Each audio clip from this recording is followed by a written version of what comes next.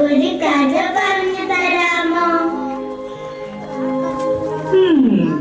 ഇന്ന് എന്റെ കുഞ്ഞിന് വ്യത്യസ്തമായ ഒരു കഥ പറഞ്ഞു തരാം. ഉണ്ണീശോയുടെ കഥ.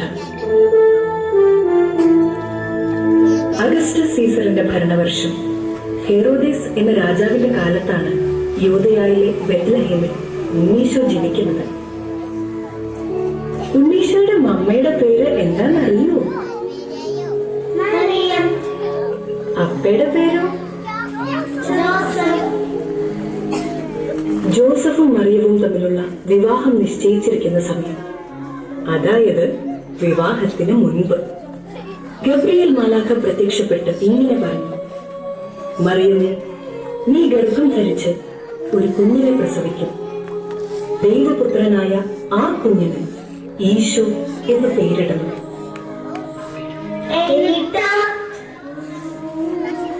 എന്നും ദൈവത്തിന്റെ ഇഷ്ടം മാത്രം ആഗ്രഹിച്ച അമ്മ പറഞ്ഞു: ഇതാ കർത്താവിന്റെ ദാസി, നിന്റെ വചനം പോലെ എന്നിൽ നിറവേറട്ടെ. അങ്ങനെ ഏതാനും നാളുകൾക്ക് ശേഷം നസ്രത്തിൽ നിന്നും യൂദയായിലെ ബെത്ലഹേമിലേക്ക് അവർ ഒരു യാത്ര നടത്തി. അഗസ്റ്റസ് സീസറിന്റെ കൽപ്പന പ്രകാരം ജനസംഖ്യയിൽ പേര് ചേർക്കാൻ ആ യാത്രയിൽ മാതാവിന് പ്രസവ സമയമായി. എന്തു ചെയ്യും? അവർ സത്രത്തിൽ സ്ഥലം അന്വേഷിച്ചു, കിട്ടിയില്ല. മറ്റു ഭവനങ്ങളിൽ അന്വേഷിച്ചു, കിട്ടിയില്ല.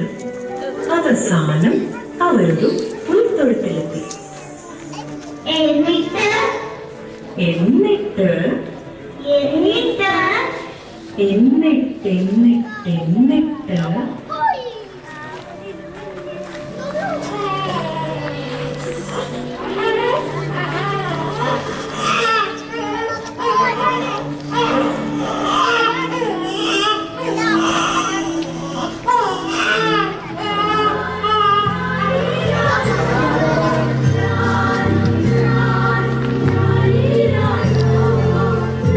മാതാവ് ഈശോയെ വെള്ളക്കച്ചയിൽ പൊതിഞ്ഞ് പുൽത്തൊട്ടിയിൽ കിടത്തി.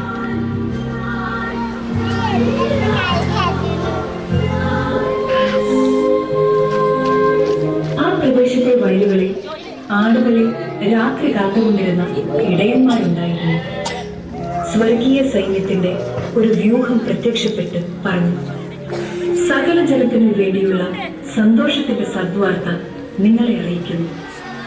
ദാവീദിന്റെ പട്ടണത്തിൽ നിങ്ങൾക്കായി ഒരു രക്ഷകൻ.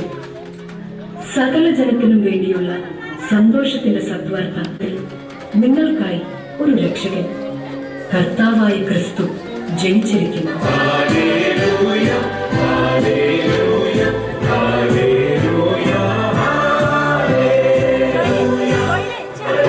അവരാണ് ഉണ്ണീശോയെ ആദ്യം കണ്ടത്.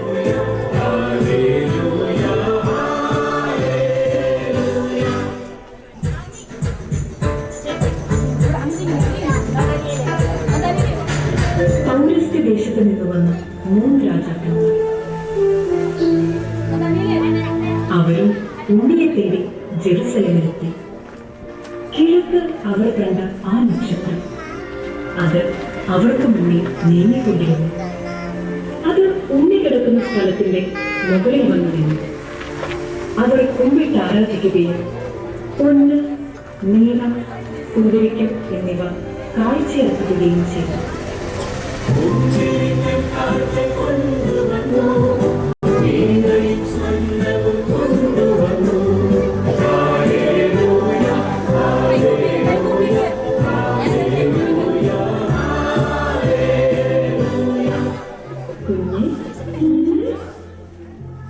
സന്മനസ്സുള്ളവരിലാണ് ഈശോ വരുന്നത്.